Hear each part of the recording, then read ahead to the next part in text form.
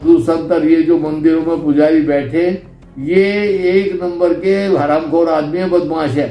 आम आदमी पार्टी के मंत्री अरविंद केजरीवाल के खास राजेंद्र पाल ने जिस तरह से धर्मांतरण के लिए वहां जो है लोगों को दबाव बना रहे हैं और जिस तरह से सनातन धर्म का अपमान कर रहे हैं, हिंदू देवी देवताओं का अपमान कर रहे हैं और रामकृष्ण का अपमान कर रहे हैं, यह कदापि बर्दाश्त नहीं किया जाएगा। अगर एक हफ्ते के भीतर कार्रवाई नहीं होती है तो मैं 50 लाख रुपए का इनाम रखता हूं कि जो उनका सर काट के ले आएगा उसको 50 लाख रुपए इनाम मैं दूंगा। क्या ऐसे लोगों की जुबान नहीं काट लेनी चाहिए? क्या इनके गर्दन काट करके अलग नहीं कर देना चाहिए? इनाम की बात कर रहा, वो तो हरामखोर आदमी है, साधु है वो साधु है।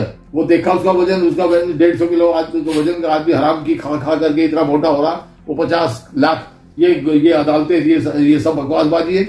नहीं तो उसके ऊपर अभी केस रजिस्टर्ड होकर के उसके ऊपर अदालतों को स्वयं वो लेके संज्ञान लेके उसके ऊपर केस रजिस्टर करके उसको अभी तक बंद कर देना चाहिए।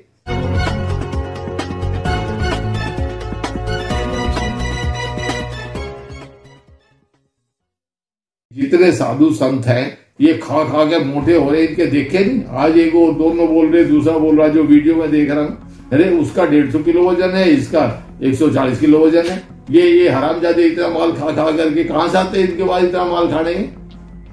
गरीब आदमी को रोटी नहीं मिल रही, ये हराम का माल खाते।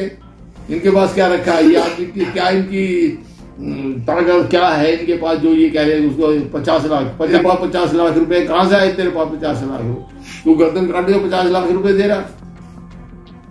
उसने कौन सी बात बोली? राजेंद्र पाल ने कहा मैं ब्रह्मा विष्णु महेश को नहीं मानूंगा। वो कह रहा मैं नहीं मानूंगा। वो तुम्हें थोड़ा ही कह रहा तुम मानो ना मानो, तुम जो तुम्हारी करते तुम अपनी एहसास करा उसमें जाके, कौन मना कर रहा? तुम उसमें चढ़ा जो तुमने करना। ये साधु संत है, ये सारे हरामखोर है, ये लौड़ियाबाज आदमी है, ये सारे हरामखोर आदमी। इनका कोई काम, इनका कैरेक्टर है, इनका चरित्र है। इनके चरित्र सबके उजागर नहीं हो रहे। इनका सारा यदि इनके पीछे CID लगा दे, पुलिस लगा के इनकी जांच पड़ताल कर ले तो ये सारे जेल में होंगे। बापू ही गया अभी जेल में, रमने और गए, नित्यानंद गए और यही गए, ये सारे जेल में ही होंगे। बाहर इनका एक नहीं दिखाई देगा। ये सारे हरामखोरों का काम यही है। अभी इनकी पोलपुटी खोले तो पता लगे, ज्यादातर सारे के 90% सारे साधु यही हरामखोर निकलेंगे। शायद ही कोई संत होगा जो बिल्कुल ईमानदार वैसा संत होगा। तो ऐसे संत की हमें इज्जत करनी चाहिए। ये सारे मस्टर्ड डेयर सारे इकट्ठे हो रहे हैं। अभी मेरे यहाँ एक संत का नाम आया था, मथुरा का एक संत था, वो बलात्कार केस में था। उन्होंने वो केस मिला करके सारा कर दिया। 14 साल की बच्ची के साथ रेप करते रहे ये लोग। हमसे पूछो कि ये कैसे इनके कैरेक्टर है? ये संतों को अपने संतगिरी करनी चाहिए। इनको क्या लेना देना, क्या करना क्या नहीं, ये सरकार का काम है, अदालतों का काम है, पुलिस का काम है। वो 50 लाख दे रहा, उसके पास पूछो तेरे पास 50 लाख कहां से आया? कोई टैक्स देता है? कोई बताता मेरी इतनी इनकम है, रिटर्न है? सारे बैठ के मंदिरों में आवारागर्दी करते हैं, लूट मार करते हैं, लोगों को लूटते हैं, झूठ बोल करके। सारा ये धर्म ही झूठों का है। ये कहते हैं प्राण प्रतिष्ठा कर दी, उसमें वहां रख दिया। अरे जब तुम्हारे माँ बाप मरते हैं उनमें प्राण प्रतिष्ठा करो ना।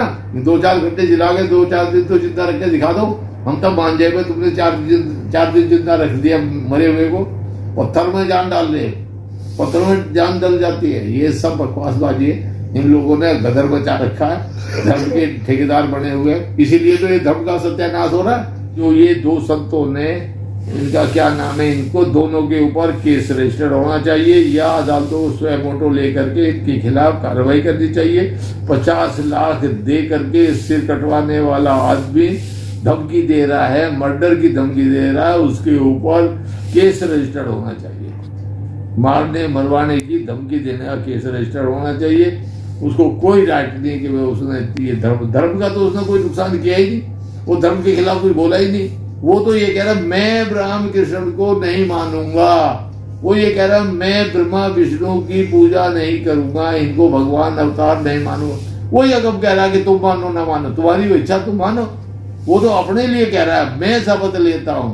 वो खुद शपथ ले रहा है कि मैं नहीं मानूंगा। तो इसमें उनको काई को मिर्ची लग रही? किस बात की मिर्ची लग रही?